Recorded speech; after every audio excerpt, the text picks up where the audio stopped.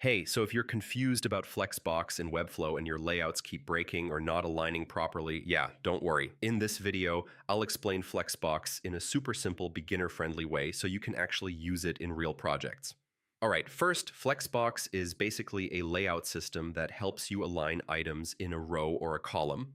So instead of manually dragging things around, Flexbox does the alignment for you. So let's start. Select your parent div and go to the Style panel. Under Layout, change Display from Block to Flex. Now you'll see direction options. You can choose row or column. Row means items go left to right. Column means items stack top to bottom.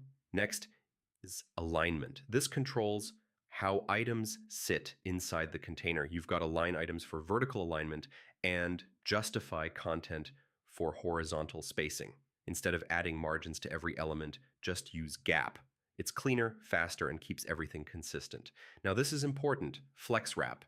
If items are going outside the screen, turn on wrap so they move to the next line instead of breaking the layout. Let's apply everything in a real example, like a nav bar or card section. Use row for nav links, center alignment, and space between for spacing.